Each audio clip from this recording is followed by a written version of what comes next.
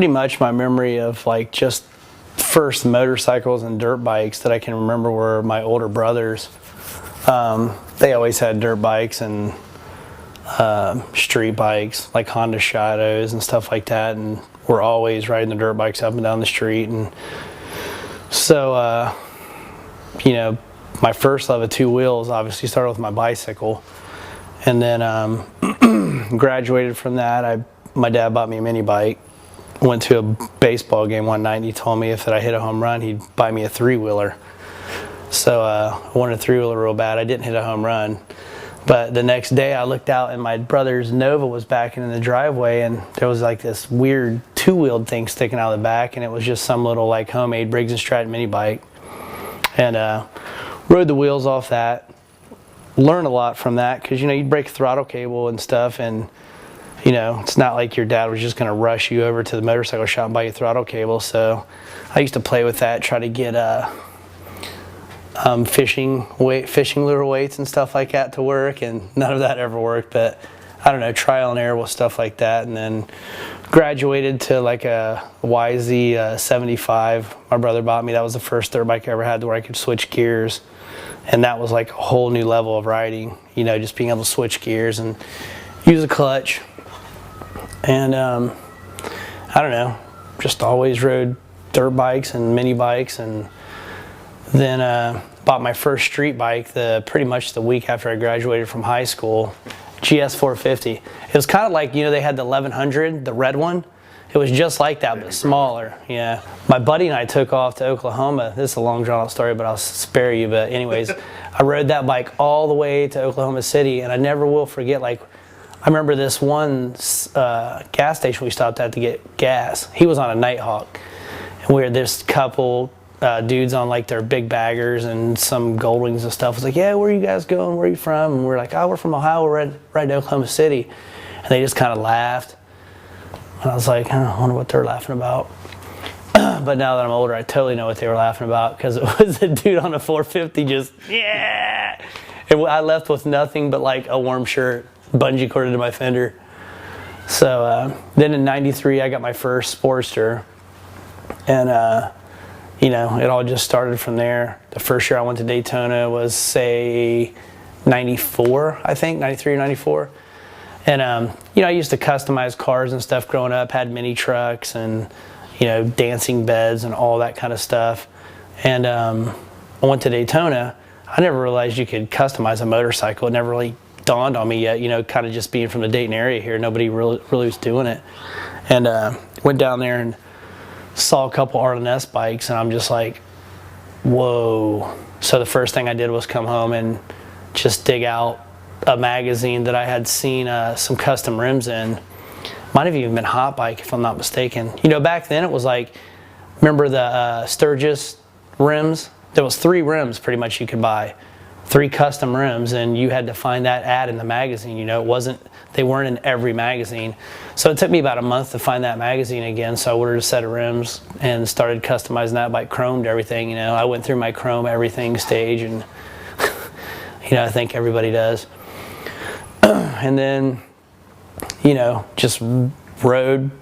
I mean, since '93 till I started my shop in 2003, I probably was not on that bike every single day, unless it was broke down. Then I was dying and trying to get it back together. But then when I started the shop in 2003, I just wanted to build, you know, parts that I always wanted, and custom stuff that I always wanted. You know, there was never anything custom a guy could buy for a Sportster. You know, you could chrome everything, but you know, even like the straight fender struts, you know, my brother had a 91 Softail Custom. So it was like, it had all these cool, neat parts on it, like straight struts, you know, 21-inch front wheel. You know, you couldn't buy all that. It was kind of interesting eventually to see how the Sportsters started kind of mimicking the old Softail Customs. Because I think around 91, 92, that was one of Harley's best-selling bikes, was the Softail Customs. And then the Sportsters, you know, forward controls, 21-inch front tire, you know, the straight struts. It's like they kind of mimic that into that. But, you know, I just always built Sportsters because that's what I knew and that's what I like to ride, you know. Like to make them fast, make them light, and, yeah, just try to make them cool looking. Well, let's see. Donnie Luce, I've known him for, well, pretty much since I started my shop. I built my first bike at the shop and ran into those guys and just started goofing off. And, having older brothers, him and Jeff Cochran kind of, I don't know, just our relationships just made me feel like they were kind of like bigger brothers to me.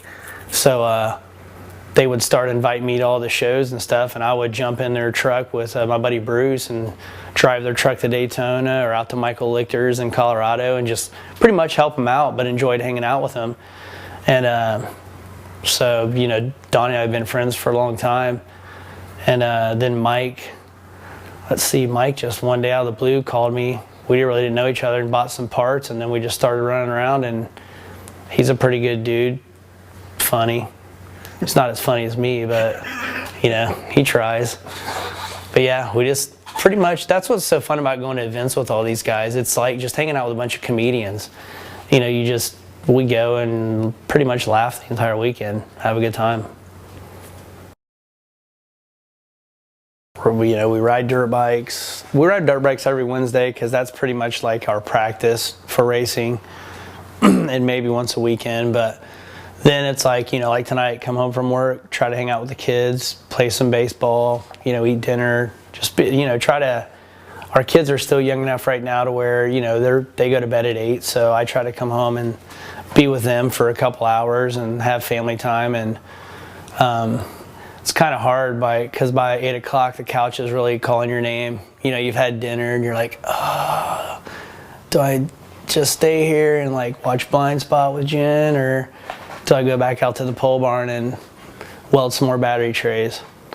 So go back out, weld some battery trays, then try to come back in at about 10, maybe watch some Jimmy Fallon with Jen or some Saturday Night Live, anything she's DVR'd, anything but soap operas. So every once in a while I catch her watching soap operas, and that's kind of fun because I sit there and make fun of everybody. Wow, that's the hardest question in the entire world. I'm about to buy a bunch of dirt bikes. A bunch of dirt bikes and take a bunch of buddies. First off, I would like to go try Erzberg. Erzberg would be my top. And then Romaniacs. The Enduros, that kind of stuff excites me, the endurance and just the difficulty level of it. I'm not necessarily saying yes, I'd be able to do it, but it's definitely something that would be on the top of my list to go try to conquer. The thing I like about all these events we go to, the business is there to do, but when you're getting to hang out with people you like and people that are like-minded, it just makes everything you're doing at your house or at the shop, there's a lot of work involved, so you're constantly, your brain's taxed constantly. I know yours is as well as anybody else. It's like you're always working, you're always trying to do better, you're always trying to do something different. But it's fun when you get to just go blow some steam off with a lot of dudes that do the same thing as you, but now we're all just hanging out for an entire week. We're not working. We're all just enjoying bikes that we've all built and we're riding, and that's the only agenda, is to go out and ride motorcycles for a whole week. That's what it's all about. And it's really easy to work and do this for so long and kind of, I don't want to say lose that enthusiasm to go out and ride, but you're busy. You're growing older, you're just, it's work. So just to jump out on a motorcycle all the time and go have some fun doesn't really happen a lot. You may be on a bike, but you're probably riding it to the shop, or you're riding it home to go do something. You're not riding it just to go have a day of riding, So that's what I enjoy a lot about that. Well, to start off, I've been doing this for quite a while now, and I would say somebody that influenced me in the 90s would be Arlen Ness. When I went out snowboarding in California, the first thing a couple of my buddies went and did is we went and found his shop. That's where his old shop was. It's super cool, and we just walked in and these guys take us in the back to that house. Were you ever back there? No. The house, it's like a museum. It was really neat. And then you had guys like eventually that started coming on the scene, like Aaron Green with Paramount, Jesse James and Billy Lane. Those guys were all, guys where I was like just blown away with what they were doing and just their creativity and just taking it to a whole nother level. You know, like Aaron Green, when he started making those just crazy gas tanks, you're just like, what is that? Like, it looks so cool, but I don't really know what I'm looking at right now. It's just so out of this world, you know. So, you know, just guys like that throughout time. And to this day, you know, there's still, you know, new guys that have still came into it throughout time and that are still doing it. You know, Rick from RKB, I mean, he just builds bikes that are phenomenal. I mean, Donnie Luce, you know, Donnie Luce is still just building bikes where I enjoy seeing everything he builds. Jeff Cochran, I mean, I could just keep naming them, you know. There's just a lot of dudes out there building really cool bikes. Oh, and Mike from Chop Machine. Actually, just, we wouldn't be able to do it if Jen wasn't at the shop. There came a time to where Jen started working at the shop, and just the whole office aspect, shipping, helping us order parts, from making sure we have shirts to go out on the road, just that's probably not even hardly skimming the surface. Payroll, you know, there just comes a point to where all that's got to be took over, you know, and that's pretty much the functioning part of the business. You can build cool parts all day long, but if it's not working in the real world and, you know, the business aspect's not there, then it's just worthless. And she does a cool Facebook.